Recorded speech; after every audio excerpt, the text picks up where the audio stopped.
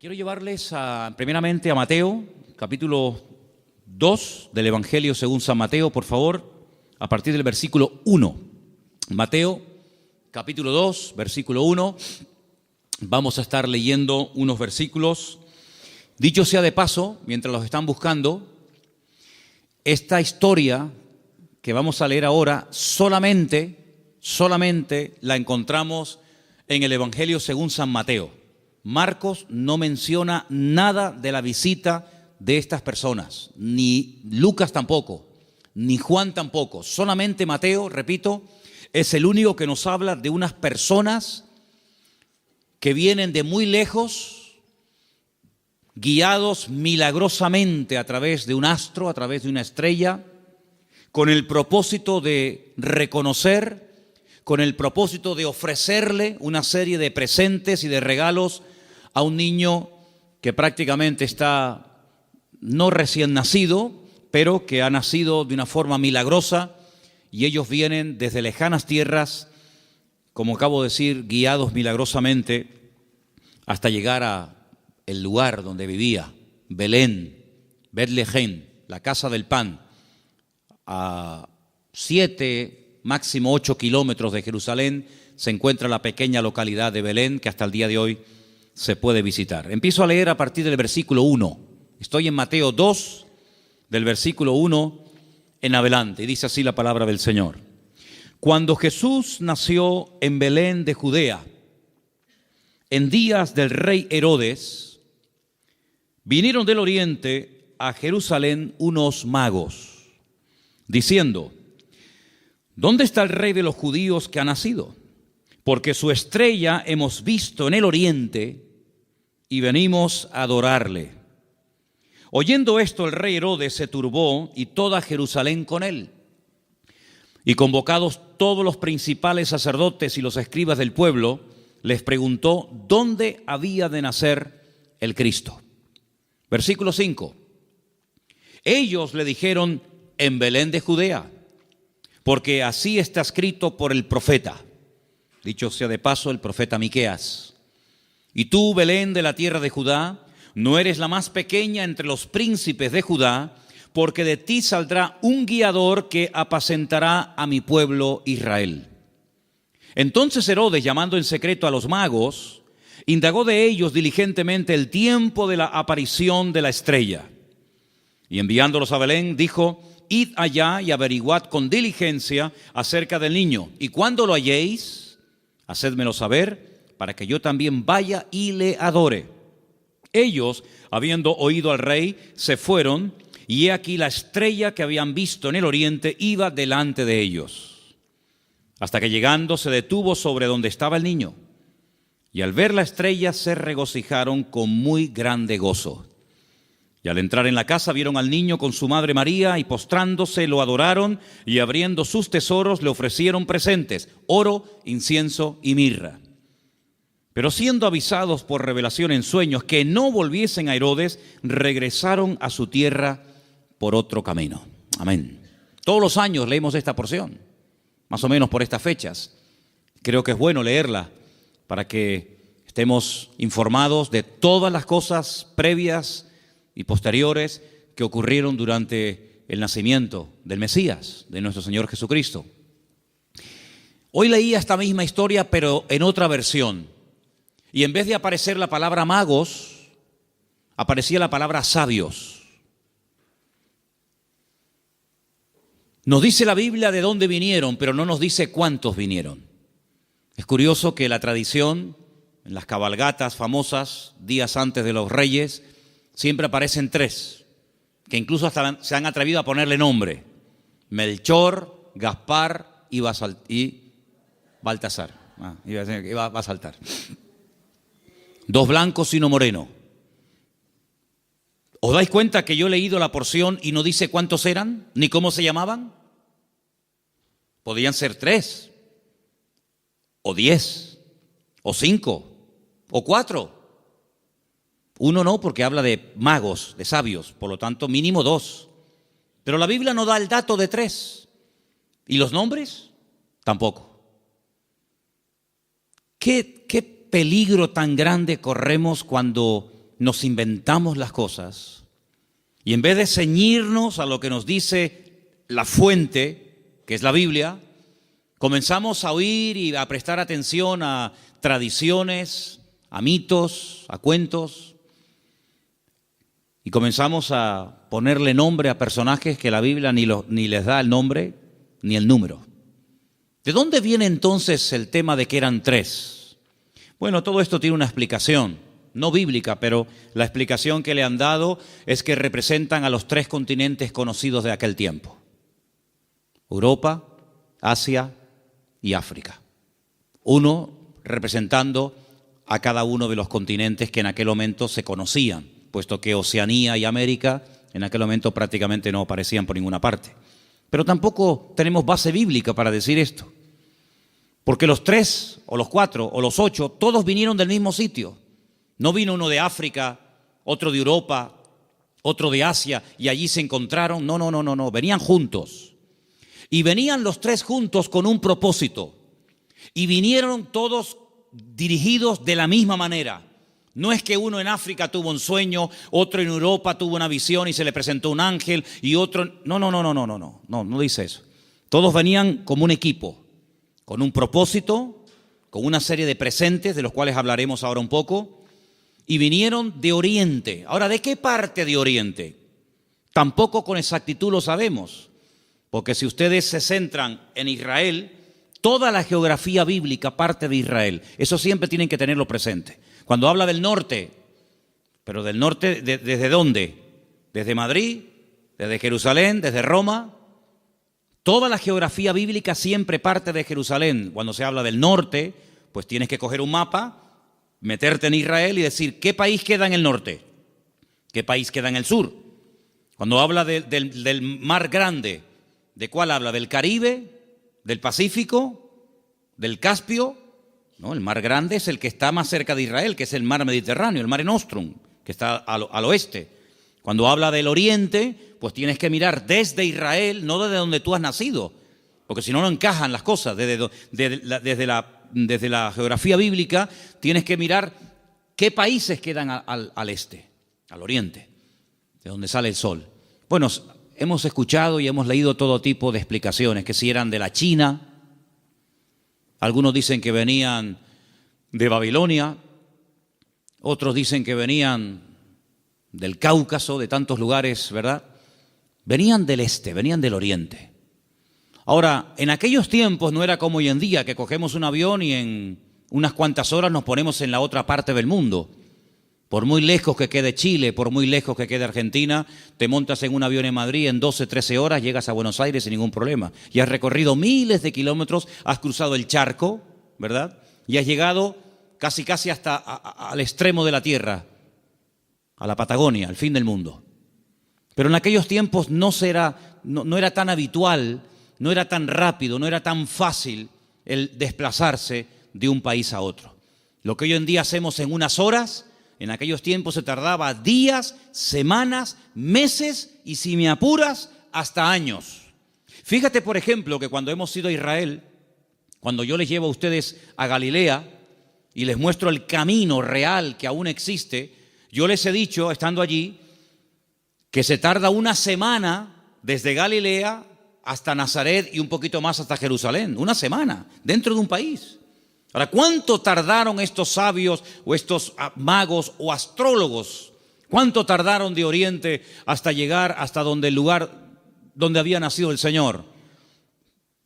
Pues mínimo un año. Mínimo. ¿En qué nos basamos para decir que tardaron como mínimo un año? Cuando uno lee la palabra, uno tiene que prestar atención al contexto, a todo lo que nos cuenta la historia, no solamente a unos cuantos versículos, sino a todo el contexto de la historia, situarnos en el momento de la época y tomar nota de una serie de detalles que nos aportan información que aparentemente no son importantes, pero son muy importantes. La imagen que la mayoría de la gente tiene del nacimiento de Cristo es más o menos así. Encontramos y por ahí vamos a ver ahora en estos días, si no es que lo han puesto ya, lo que llaman los belenes, los portales, ¿sí? Y van a ver al niño en una cunita, su madre a un lado, el padre a otra, unos ángeles que están allí, los camellos fuera, los magos que entran dentro y se postran delante del niño, detrás una burra, detrás una vaca, ¿sí o no? Esa es la imagen que la gente tiene. Pero eso no es verdad, rotundamente falso.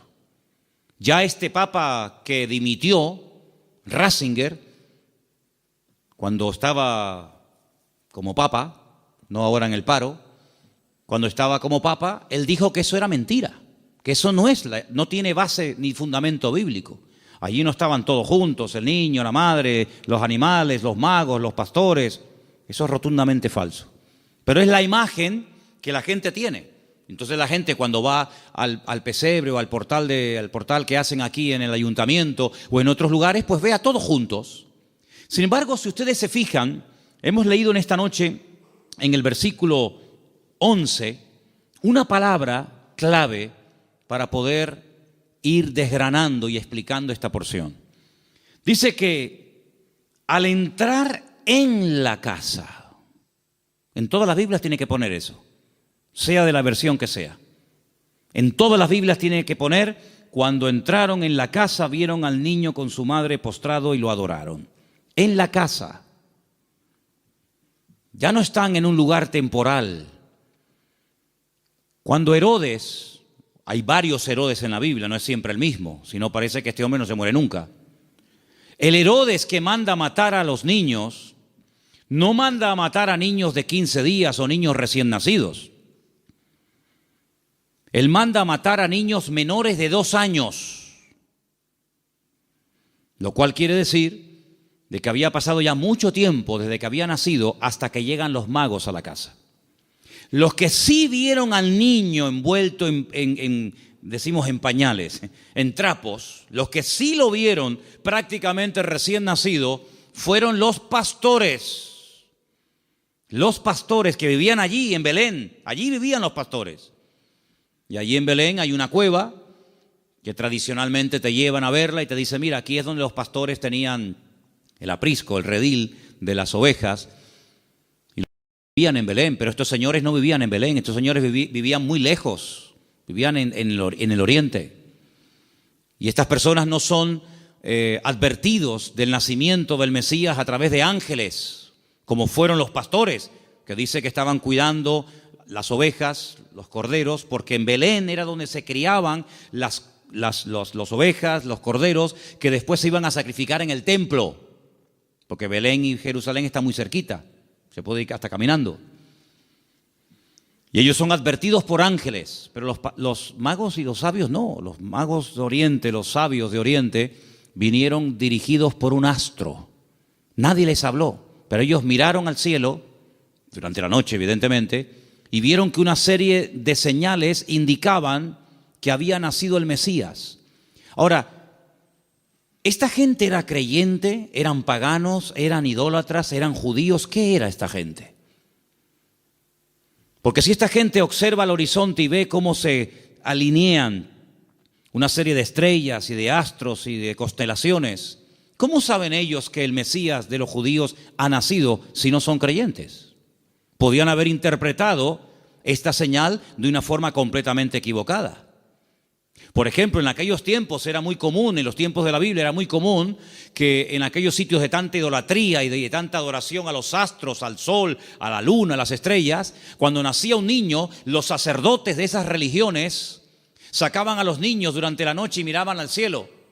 Y ellos interpretaban el momento en el que había nacido el niño, cómo estaba el horizonte, cómo estaban colocadas los astros y las constelaciones, y casi pronosticaban y profetizaban sobre el niño cómo iba a ser. Por ejemplo, hubo un hombre que nació en ese país, en ese lugar de tanta idolatría y de tanta observación a los astros, y fue un señor llamado Taré, que tuvo un hijo llamado Abraham.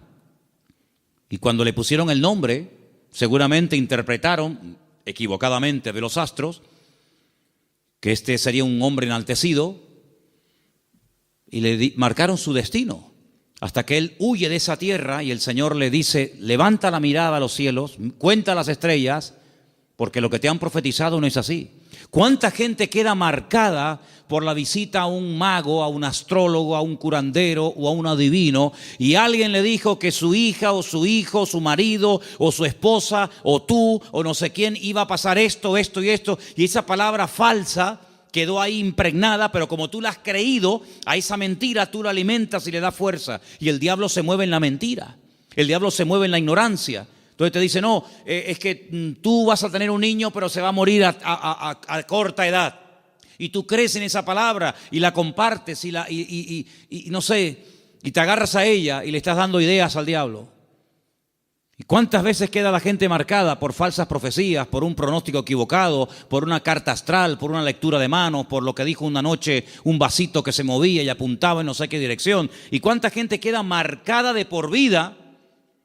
Y creen que van a estar enfermos, que van a morir jóvenes, que el marido se va a ir con otra, etcétera, etcétera, porque han creído una mentira. Y si la verdad te hace libre, la mentira te esclaviza y te amarga y te oprime la vida.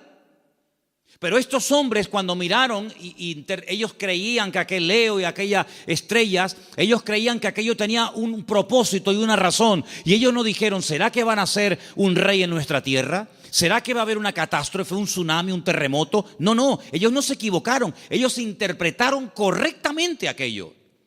Y se ponen en marcha. Y como mínimo, te dije antes que tardaron un año. Y ellos no van yendo por todos los países preguntando, oye, ¿será aquí? ¿Será allí? Como aquellos que aquella noche cuando oyeron la palabra profética del Señor que dice, uno de vosotros me va a entregar. Todos dijeron, seré yo, seré yo, seré yo, seré yo. Todos menos uno que dijo quién es. Los magos, los sabios de Oriente no comenzaron a ir por Europa, por África, diciendo, será por aquí, será por allá. No, esa estrella, su estrella, no una cualquiera, su estrella, esa señal profética marcada en el cielo, indicaba en una dirección. Ellos seguían y llegaron, nada más y nada menos, que al sitio correcto, al país correcto y al pueblo correcto, Belén de Judea. Y cuando llegan allí, a Herodes, que era el rey que los romanos habían puesto como un títere, le preguntan, ¿dónde está el rey de los judíos? Porque su estrella hemos visto en el oriente y venimos a adorarle. Le están haciendo esta pregunta a un rey. No le están haciendo esta pregunta a un esclavo. No le están haciendo esta pregunta a uno que encuentran por la calle, sino que van al palacio, al Herodión, que aún se puede visitar en Belén, ¿verdad? Y le están preguntando al rey, que supuestamente es el rey de los judíos, ¿dónde está el rey de los judíos? Porque venimos a adorarle. Y ellos reconocen que ese con el que están hablando no es. Claro, por eso dice que se produjo una consternación.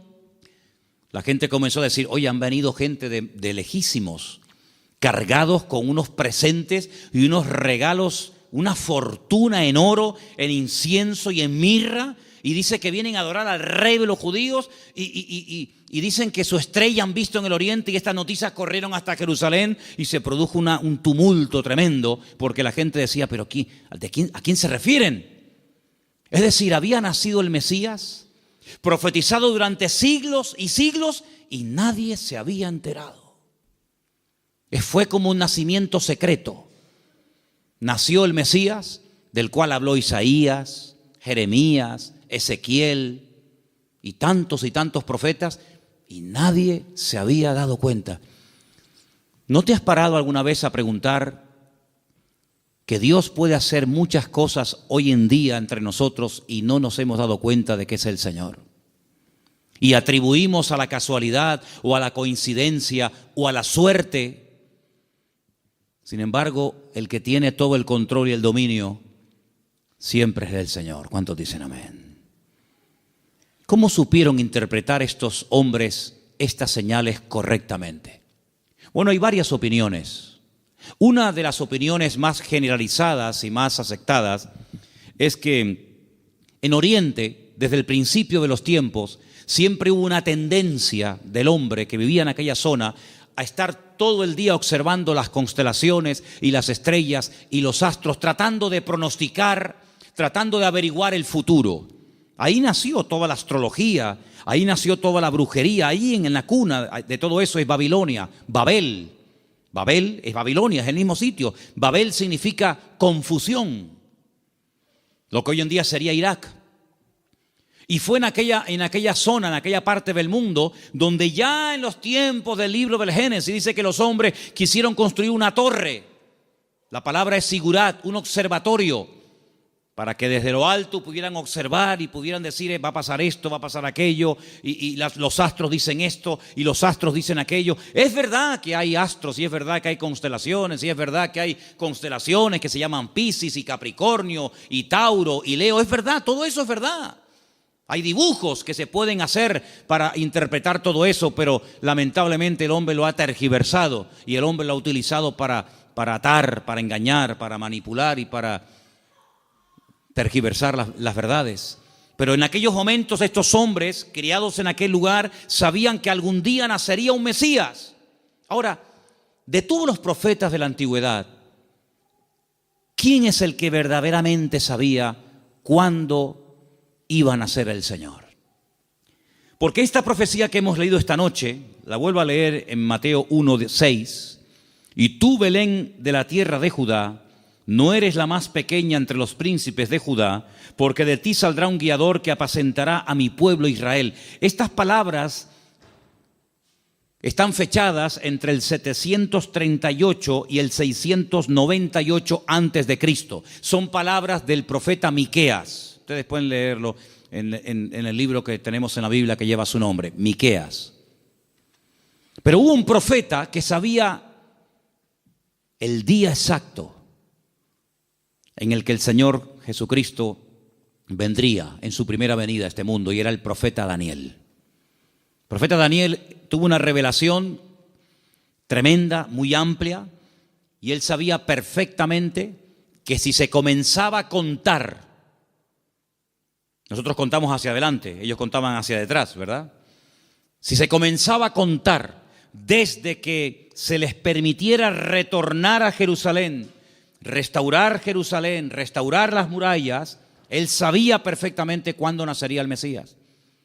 El Señor le dice, sabe pues y entiende que desde la salida de la orden para restaurar Jerusalén hasta el Mesías príncipe, habrá 70 semanas. Eso lo dice Daniel capítulo 9. Desde hasta. ¿Cuándo empezamos a contar? Desde que salgan y comiencen a restaurar la ciudad y comiencen a levantar el templo. Desde que salgan hasta que venga pasarán 70 semanas. Pero claro, como expliqué en su momento, 70 semanas son 490 días. Y no hay 490 días desde que Nehemías, Esdras y Zorobabel reconstruyen la ciudad de Jerusalén hasta Cristo. No hay 490 días, hay muchísimo más. Entonces, ¿qué es lo que pasa? Pues también expliqué en su momento, y quiero solamente recordarles, que la forma de contabilizar el tiempo en la Biblia y según el pueblo de Israel varía mucho de cómo contamos nosotros el tiempo. Partimos de la base de que nuestro calendario no es el calendario bíblico. Nuestro calendario es un calendario mandado a hacer por un papa llamado Gregorio. Un tiempo que gira, un año que gira en torno al tiempo que tarda el sol en dar todo el círculo, ¿verdad? O la tierra, perdón, el tiempo que tarda la tierra en recorrer las 4 estaciones, que es alrededor de 365 días. Mientras que el calendario bíblico es un calendario basado en la luna y tiene 360 días. Silencio, por favor. Quiero que presten atención todos, no me estén hablando nadie. Si el calendario bíblico tiene 360 días y nuestro calendario tiene 365, aquí hay un problema. Nuestro calendario va aumentando más rápido de lo que va aumentando el tiempo bíblico. Tenemos más días para hacer un año que el calendario bíblico. El calendario bíblico es más corto. Primer problema. Segundo problema que tenemos. Nosotros contabilizamos el día a partir de las 12:01 de la noche. En la Biblia no se cuenta, estamos hoy a jueves, ¿verdad? ¿Hasta qué momento será jueves? Hasta las 12:01. Hasta las 12 de la noche es jueves. Y a las 12:01 automáticamente ya es viernes. En la Biblia, el día empieza con la caída del sol. Cuando se pone el sol y una mujer no tiene luz para enhebrar una aguja y ya se pueden ver tres estrellas en el horizonte y ya no hay luz suficiente para enhebrar una aguja, ahí empieza. Si en este momento en Israel, a las 4, 4 y cuarto, 4 y media como mucho de la tarde, ya es de noche, quiere decir que en Israel a las 4 y media de la noche ya es viernes, mientras que aquí todavía estamos en el día jueves. ¿Se dan cuenta la cantidad de desajustes que se producen? Cuando el hombre se sale de la palabra, cuando el hombre sale de la escritura, es un lío. Por eso después no encaja nada. Por eso muchas personas han intentado poner fechas y tal, y es un desastre, porque no se ciñen a la escritura. Todas las profecías, todas, absolutamente todas, las de la primera y las de la segunda venida de Cristo, todas están basadas en el calendario bíblico, no en el calendario gregoriano o cristiano, que es el que tenemos nosotros hoy en día. Según el calendario bíblico, estamos en el año 5777. Según nuestro calendario, estamos en el año 2016 después de Cristo. Pero ¿y antes de Cristo no hubo historia? ¿Antes de Cristo no hubo nada? ¿Cómo que 2016? Entonces hay un desfase tremendo, de 5777 a 2016 después de Cristo. Y no contamos lo de antes. Tenemos otra forma de contabilizar, ¿verdad? Porque hay un antes y un después. Entonces es muy importante darnos cuenta de que el profeta Daniel, cuando recibía las revelaciones acerca de la venida del Mesías, el Señor le estaba hablando con términos bíblicos, no con términos modernos. Y cuando el Señor le dice 70 semanas, Daniel, sabe pues y entiende, escucha esto, desde que salgáis hasta que venga el Mesías príncipe, pasarán 70 semanas, pero resulta de que en el pueblo de Israel y según la Biblia, y esto está demostrado en el libro de Levítico, las formas de contar los días y las semanas también son diferentes. ¿Por qué? Porque nosotros llamamos semanas a un grupo de 7 días. Y 7 días para nosotros es una semana, claro, y para todo el mundo. Pero además, en la Biblia se llama semana a un periodo de 7 años. Es decir, si le preguntas a un niño cuánto tiempo tiene, te puede responder de 2 maneras. A la manera nuestra y te dice, yo tengo 7 años. O te puede decir, yo tengo una semana. Y tú dices, ¿cómo va a tener esta niña una semana? Qué grandes son los niños en Israel, ¿no? Pero tienes que multiplicar, ¿verdad?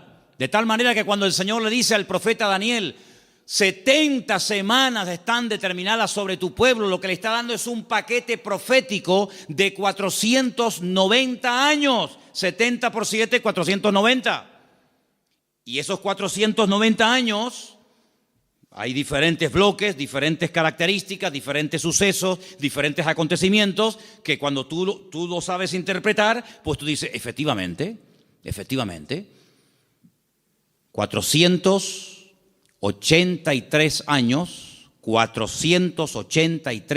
multiplícalo por años de 360 y te va a dar el número exacto de días que hay desde que salieron de Babilonia y restauraron Jerusalén hasta que entró el Mesías. Pasaron 483 años. Pero dice, pero son 70 años, 70 semanas. Y la última semana, los últimos 7 años, son los famosos 7 años de la gran tribulación. Y todo encaja. La Biblia es matemática pura.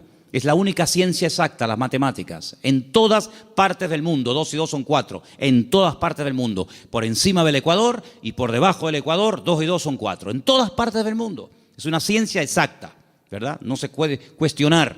No es que aquí 2 y 2 son 4, allí son 3 y medio, allí son 8. No, en todas partes es igual. Y el Señor usa la matemática de Él, el tiempo de Él, el calendario de Él, para preparar a los pueblos, para preparar a las naciones, para preparar a su pueblo, para que aquel día no nos sorprendan las cosas como ladrón en la noche. Entonces estos hombres seguramente tenían la información que tenía el profeta Daniel. Y junto con la información del profeta Daniel y la observación meticulosa de los astros y de las estrellas, automáticamente dijeron, el tiempo se ha cumplido. El tiempo se ha cumplido del nacimiento del Mesías. Y ellos se ponen en marcha. Y cuando llegan, Pues ya el niño no es un niño recién nacido. Ya el niño no está en un pesebre. El niño está en una casa. El niño está en una casa. Es interesante notar que en el pesebre estaba José y María, pero en la casa está solamente María, ya no está José. Y estos detalles es importante darse cuenta, porque son los detalles que nos van a ayudar a tener toda la información, todas las piezas del puzzle, y vamos a poder decir, amigo, los que vieron al niño recién nacido fueron los pastores. Y los magos o los sabios de Oriente, cuando vinieron, no vieron a un niño recién nacido, vieron a un niño de 1 año, año y medio, máximo 2 años. Y es muy diferente.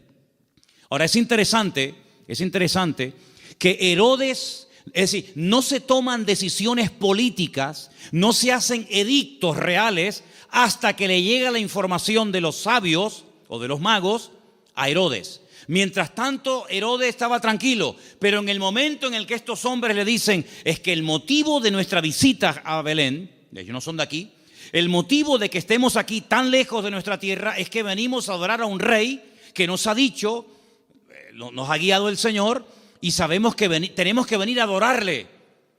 Jamás un rey, jamás una persona se le ocurriría visitar a un rey con las manos vacías, porque era un insulto. Era una provocación, era el no reconocerme. ¿Cómo te atreves a venir a visitarme a mí con las manos vacías? No me estás reconociendo como rey. Si tú me reconoces y te sometes y me respetas, tienes que traerme siempre un presente. Y por eso ellos vienen cargados con muchos kilos, hermano, ¿no? A veces vemos en las obras de teatro, en las películas, vemos una cajita ahí ridícula.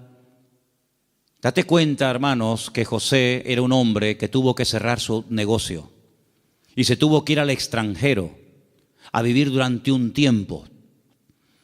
Y este hombre, cuando llega a Egipto con un niño pequeño, con su mujer, él no tiene trabajo, él es un extranjero. Los judíos no eran muy bien vistos en Egipto porque siglos atrás los judíos, a través de otro judío llamado Moisés, habían destrozado el país de Egipto. Por lo tanto, no iba a ser nada fácil para un extranjero abrirse camino en Egipto. Pero tú no te preocupes, el Señor siempre va adelante. Cuando tú haces tu parte, no te quepa la menor duda de que el Señor siempre va a hacer la suya.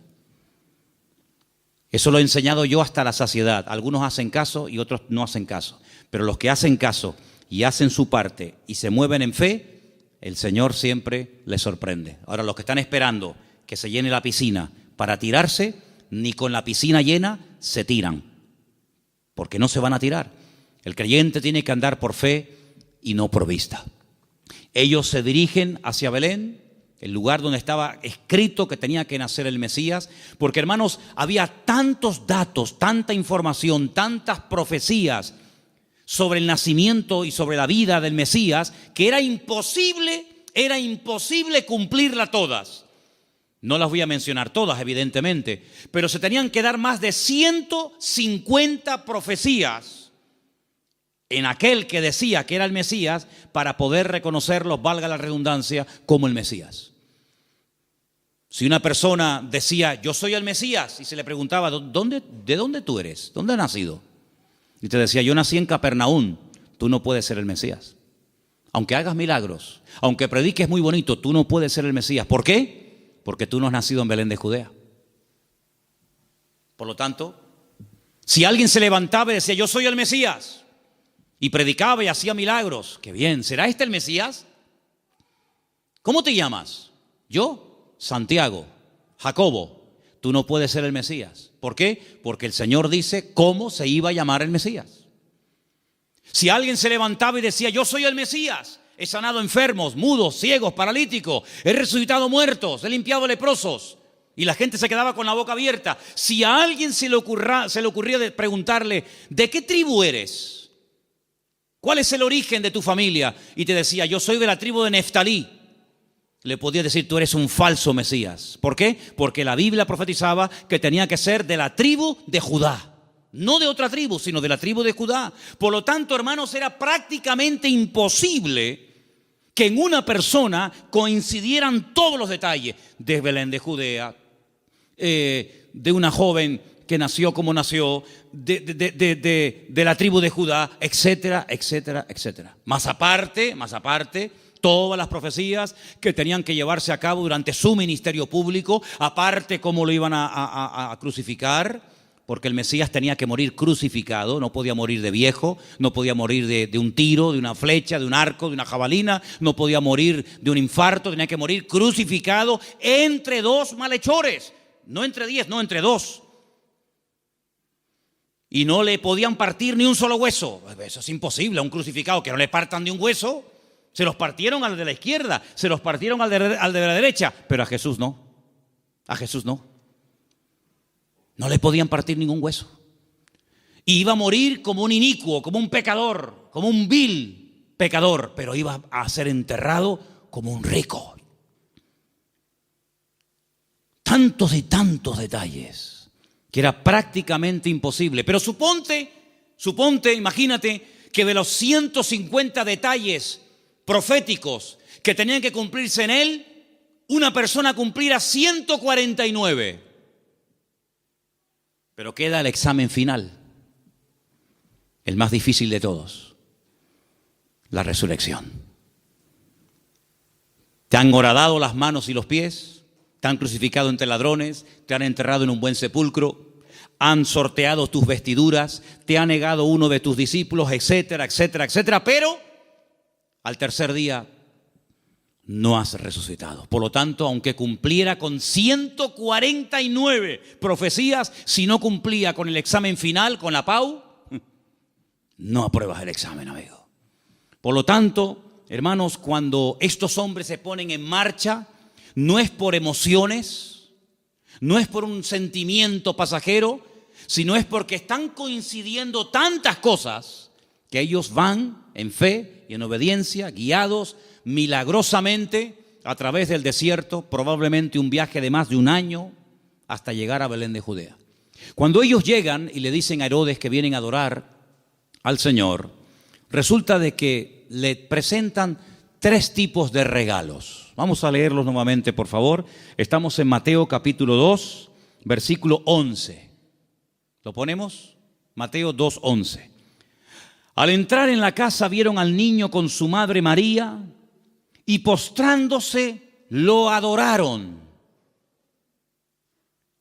Y abriendo sus tesoros le ofrecieron presentes, oro, incienso y mirra.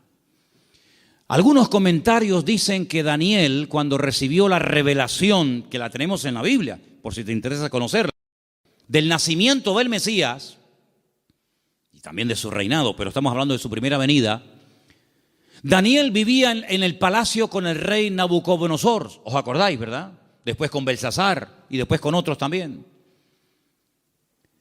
Dicen los comentarios que Daniel no tuvo descendencia, seguramente lo hicieron eunuco, que era lo más probable, y no tuvo descendencia. Pero dice que era uno de los hombres más ricos de todo el país. Después del rey, el que más autoridad, el que más prestigio y reconocimiento tenía, era Daniel. Así de claro, igual que José en Egipto, que después de Faraón el que mandaba era José. Casi podríamos decir que mandaba más José que Faraón. Toda esa fortuna, toda esa riqueza no se la quedaron sus hijos porque, repito, no tuvo. Y algunos dicen que puede ser que estos sabios, guiados como ya hemos dicho, milagrosamente, llegaron hasta Belén y esta fortuna, porque no era una cajita así, era una fortuna en oro, en incienso y en mirra, que a lo mejor tú dices, bueno, yo de las 3 cosas me quedo con el oro. ¿Y el incienso y la mirra? Bueno, vamos a ver. Todo lo que la Biblia relata, todo lo que ocurre en la palabra de Dios, todo tiene una razón de ser, ¿sí o no? No hay nada casual. ¿Por qué la Biblia dice que eran 153 peces los que pescaron? ¿Ah? ¿Por qué dice la Biblia que comieron 5,000 hombres? ¿Por qué dice la Biblia que le regalaron oro, incienso y mirra? ¿Qué más da? Le hicieron presente, le hicieron regalos. ¿Y qué más da? No. Lo dice. ¿Te le trajeron qué le trajeron? ¿Ropas? No. ¿Joyas? No. ¿Comida? Tampoco. Oro, incienso y mirra. Tal vez para nosotros esos regalos no sean tan significativos, pero vamos a explicarlos. En estos 3 regalos, nosotros podemos ver, en cierto sentido, el reconocimiento de ese triple ministerio que el Señor Jesucristo llevaría a cabo durante su vida. Ustedes saben que en el Antiguo Testamento o eras profeta o eras rey. Las dos cosas al mismo tiempo no se podía hacer.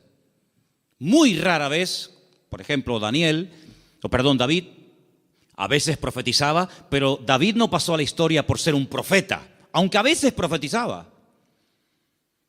Pero uno conoce a David como el rey de Israel, no como un profeta. Sin embargo, a Isaías lo conocemos como un profeta. Sin embargo, en la figura de Cristo, en la figura del Mesías, se iban a dar tres características únicas de él: rey, profeta y sacerdote. Rey, profeta y sacerdote. El oro representa en cierto sentido la realeza del Señor Jesucristo, porque Él es el Rey de reyes y Señor de señores. Nadie dijo amén, pero lo es. Él es el Rey de reyes y el Señor de los señores. Nació como rey, lo crucificaron diciendo que era un rey y volverá a este mundo como un rey. Cuando nació dijeron: hemos venido a adorar al rey de los judíos. Era un niño, 1 año y medio, 2 años, pero era un rey. Todavía no se manifestaban sus poderes, sus milagros, pero era un rey. Cuando murió en una cruz, él no lo dijo, pero Pilato dijo: quiero que le pongan encima de la cruz un título, una placa donde pongan 3 idiomas para que todo el mundo lo entienda, en latín, en hebreo y en griego.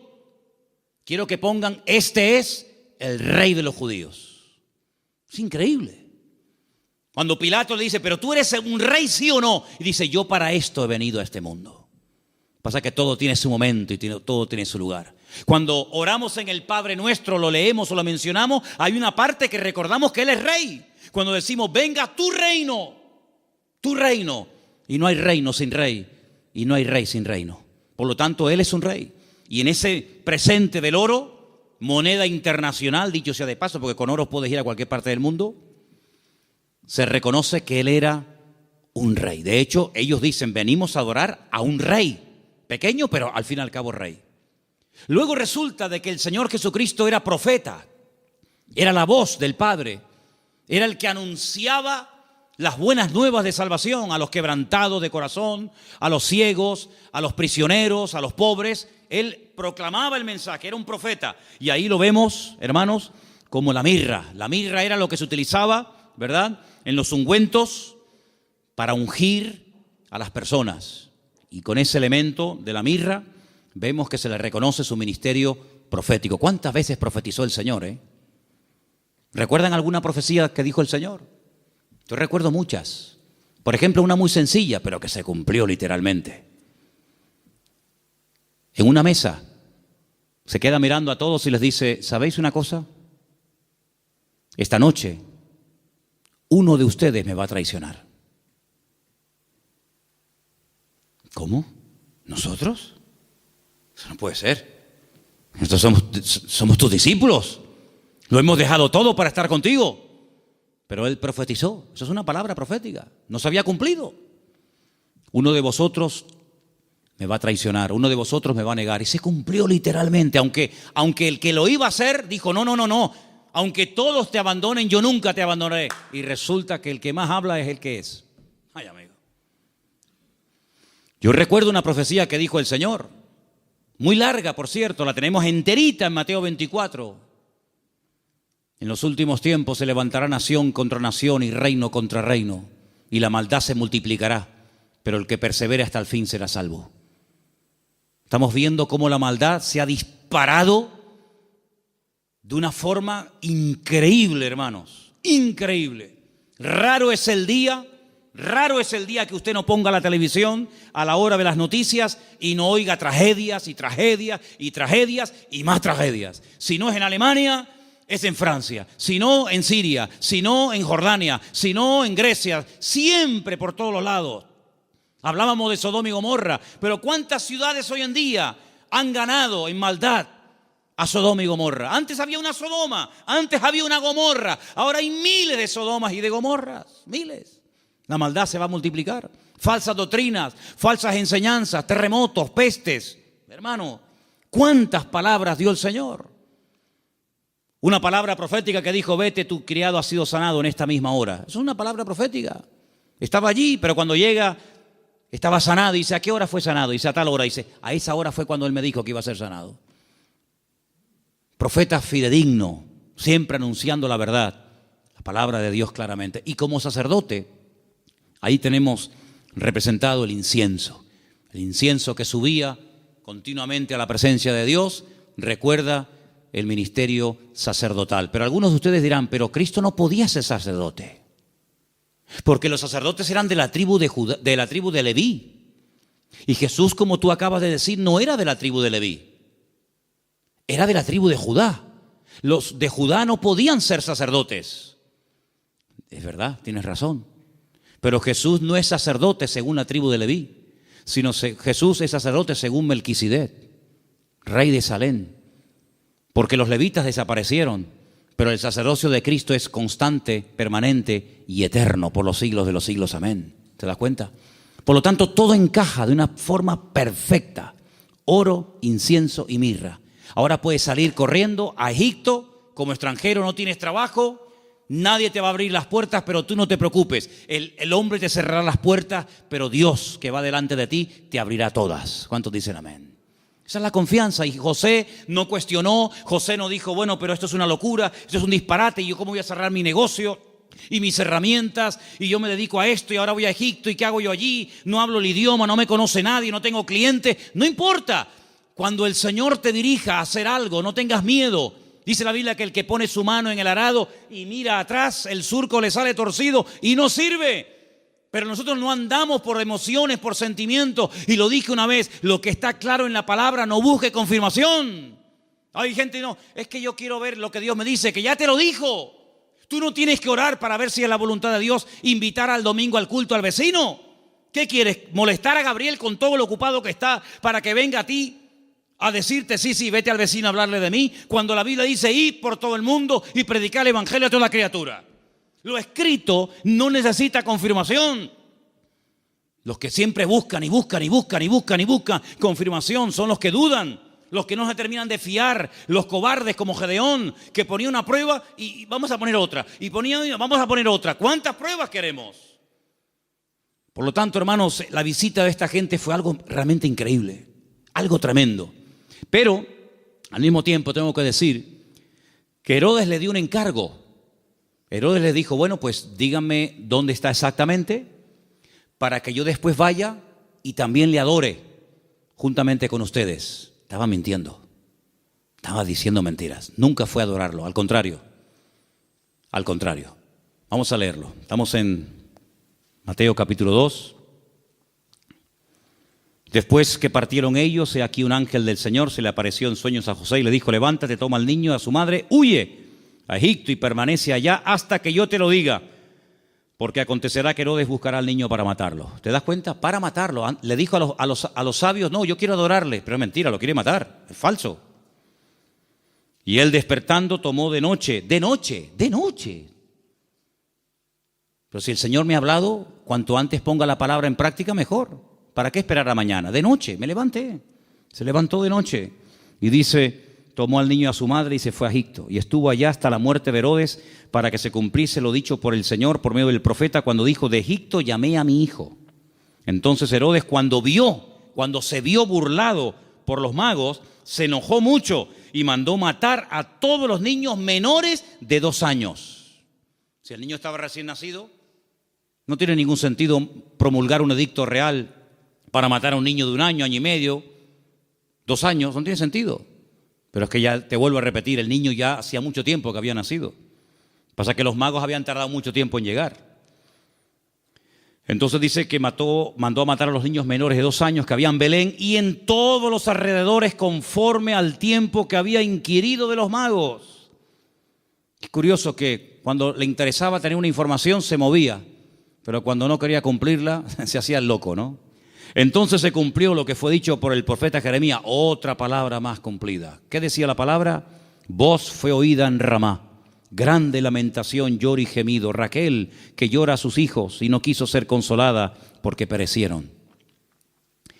Pero después de la muerte de Herodes, aquí un ángel del Señor le apareció en sueños a José en Egipto y le dijo: levántate, toma al niño y a su madre y vete a la tierra de Israel, porque han muerto los que procuran la muerte del niño. ¿Cómo iba a saber José en Egipto sin WhatsApp, sin Facebook, sin ordenador, sin nada, que ya puedo volver a casa? ¿Cómo lo puedo saber? Toda la información que necesitamos saber la sabe el Señor. Y cuando el Señor te diga, vuelve otra vez, fíate, porque el Señor sabe perfectamente que el tiempo de la muerte de Herodes ha llegado. Era un hombre que se dejaba, se habla mucho de María, pero la verdad que este hombre era un hombre increíble, un hombre extraordinario, un hombre obediente, un hombre sumiso, un hombre que no cuestiona, no es un hombre lleno de dudas, sino es un hombre que se deja guiar de una forma tremenda. Ellos, habiendo oído que el rey, estamos en el versículo 21, ¿verdad? Entonces él se levantó, tomó al niño, a su madre y vino a la tierra de Israel. Pero oyendo que Arquelao reinaba en Judea en lugar de Herodes, su padre, tuvo temor de ir allá. Pero avisado por revelación en sueños, se fue a la región de Galilea, bien arriba al norte. Y vino y habitó en la ciudad que se llama Nazaret, para que se cumpliese lo que fue dicho por los profetas, que había de ser llamado Nazareno. Es que todo se cumple, es que no hay ni un detalle que tú digas, oye, es que todo, absolutamente todo, el que se vaya a Egipto, el que vuelva, el que justamente se vaya a vivir a Nazaret, es que todo, absolutamente todo. Por eso Mateo es tan detallista con estos datos, porque él está intentando convencer a los judíos que van a ser los que van a leer su evangelio. Él está intentando abrirles los ojos y evangelizarlos a través de este evangelio y mostrarles que no era nada casual, sino que todo estaba cumpliéndose literalmente al pie de la letra. Y todo era para que se cumpliera lo dicho por el profeta, para que se cumpliera lo que profetizó el Señor, para que se cumpliera. Esa es la base del evangelio de Mateo, el cumplimiento de las palabras proféticas dichas siglos antes de que naciera el Mesías. Ahora, si saltamos un momentito, y quiero leerlo rápidamente, en Lucas, capítulo 2, hemos leído Mateo 2, en Lucas capítulo 2, dice en el versículo 8, que había pastores en la misma región que velaban y guardaban las vigilias de la noche sobre su rebaño. Y aquí se les presentó un ángel del Señor, y la gloria del Señor los rodeó de resplandor, tuvieron gran temor, pero el ángel les dijo, no temáis, porque aquí os doy nuevas de gran gozo, que será para todo el pueblo, que os ha nacido hoy, no ayer, no hace una semana, hoy os ha nacido en la ciudad de David. ¿Cuál es la ciudad de David? Belén. Si David también era de Belén, era de allí. Un Salvador que es Cristo, el Señor. Esto será de señal. Hallaréis al niño envuelto en pañales, acostado en un pesebre. Ustedes sí lo van a ver recién nacido. Los magos no lo vieron recién nacido. ¿Vale? Repentinamente se apareció con el ángel una multitud de las huestes celestiales que alababan a Dios y decían, gloria a Dios en las alturas y en la tierra paz, buena voluntad para con los hombres. Sucedió que cuando los pastores se fueron de ellos al cielo, los ángeles, no se fueron los pastores al cielo y se quedaron los ángeles, fue al revés. Se dijeron unos a otros, pasemos pues hasta Belén y veamos esto que ha sucedido y que el Señor nos ha manifestado. Vinieron pues apresuradamente y hallaron a María y a José. Cuando llegaron los magos, José no estaba, por lo menos no lo menciona, pero aquí sí. Estaba José, María y al niño acostado en el pesebre. Y al verlo dieron a conocer lo que se les había dicho acerca del niño, y todos los que le oyeron se maravillaron de lo que los pastores decían. Pero María guardaba todas estas cosas, meditándolas en su corazón. Y volvieron los pastores glorificando y alabando a Dios por todas las cosas que habían oído y visto, como se les había dicho. ¿Tú sabes el frío que hace en Israel en invierno? ¿Sabes el frío que hace allí? Aquí me hace gracia cuando la gente dice, uy, qué frío que hace. Tú no sabes lo que es frío. Allí hace frío, pero de verdad, y nieva. Jesús no nació el 24 de diciembre, hermano. Eso es una gran mentira. A partir del 400 y pico después de Cristo, alguien dijo que había nacido el 24 de diciembre, porque era el día más pagano del año, el peor día de todos.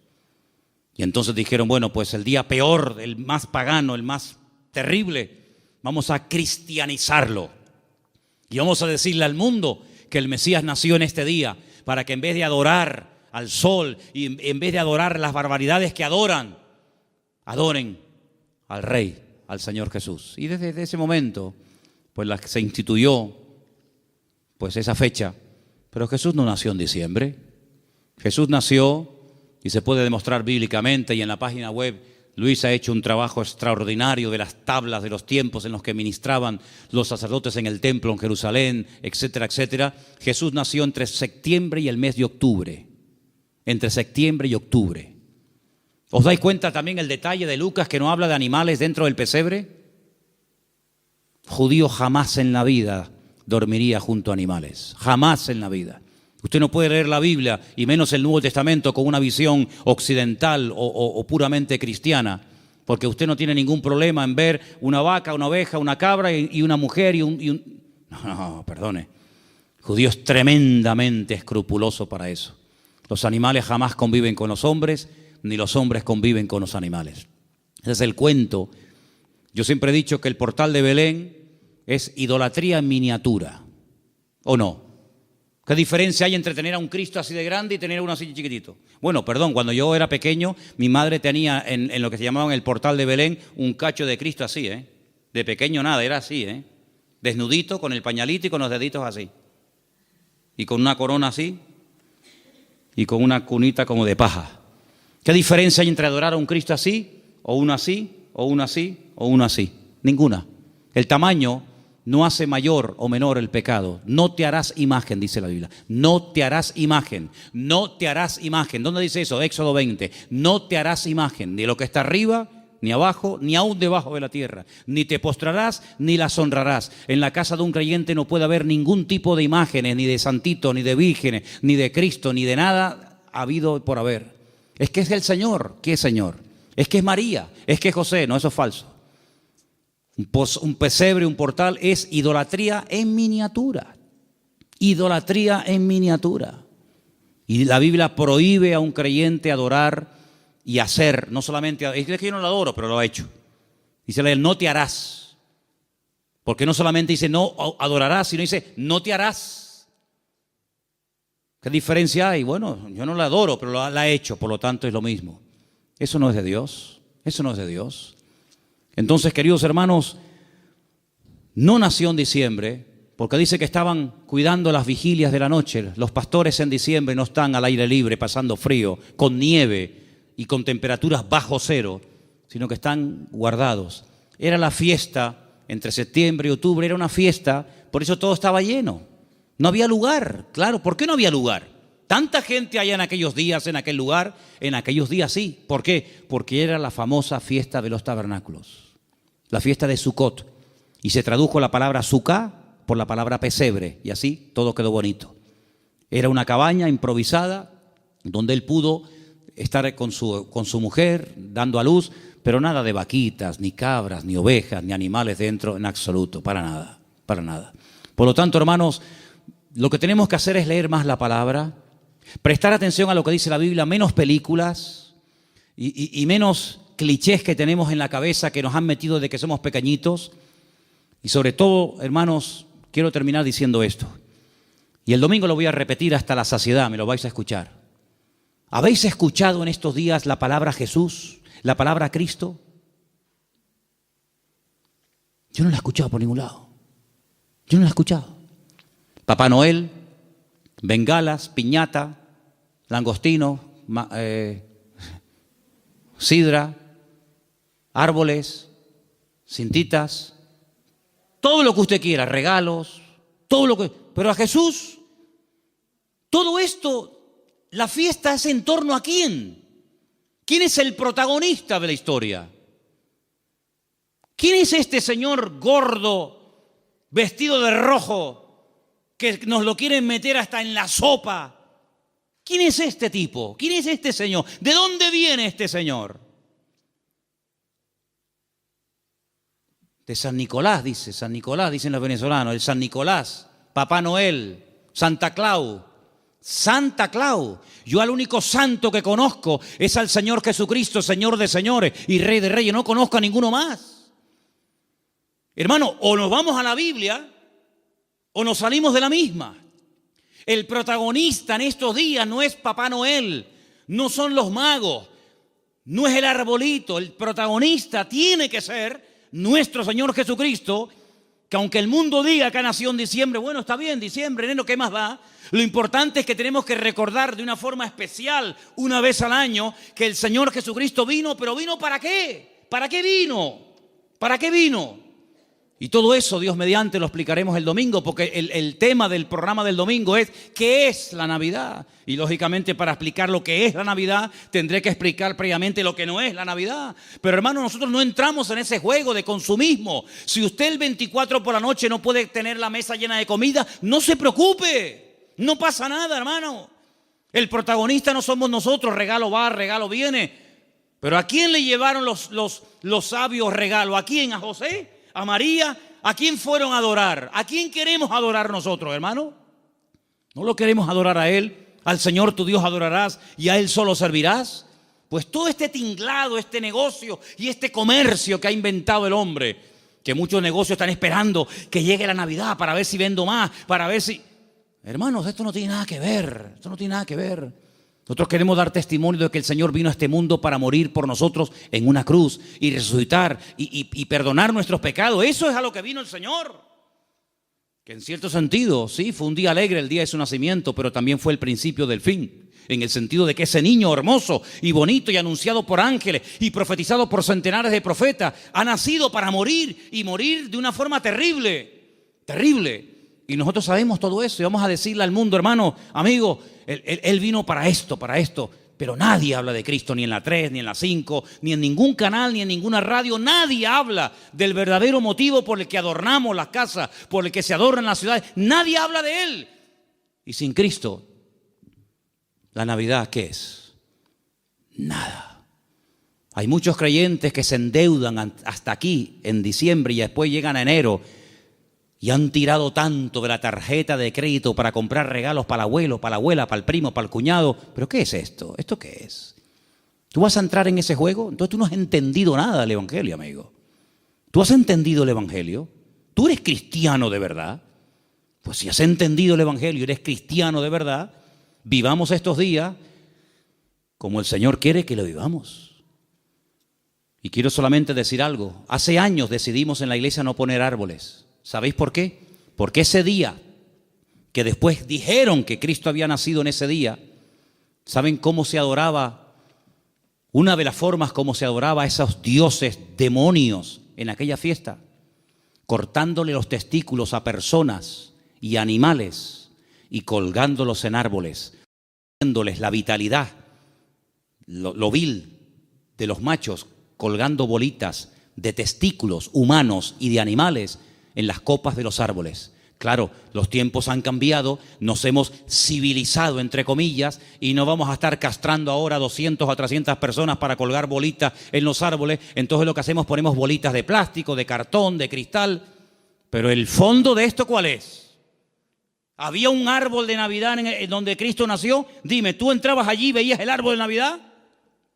Jamás en la vida. Durante casi 500 años, ningún hermano nuestro que murió quemado en la hoguera y crucificado y devorado por los romanos, jamás por los leones del circo romano, jamás en la vida hicieron las cosas que para nosotros hoy en día son, o para algunos son como normales. Dice la Biblia que no tenemos que entrar en las costumbres paganas del mundo. Y todo esto está cargado de un paganismo y de un comercio tan asqueroso, que sí, venderán más y venderán por aquí y venderán por allá, pero al que tienen que adorar no lo están adorando. Y yo en esta fiesta, a quien yo quiero adorar y honrar de una forma especial, tanto aquí como en mi casa, es al Señor. Con regalos o sin regalos, no pasa nada. A mí no me tienen que regalar nada. Yo no necesito que nadie me regale nada. Si tienen que hacer regalos, regálenle. Pregunten qué le hace falta a la iglesia. Pregúntale qué le hace falta a la obra. A mí no me tienen que regalar nada, ¿saben? ¿Qué le hace falta a la obra de Dios? Más sillas, vamos a comprar sillas. Más Biblia, vamos a comprar Biblia. Pinturas, lo que haga falta. Vamos a hacer un esfuerzo por la obra de Dios.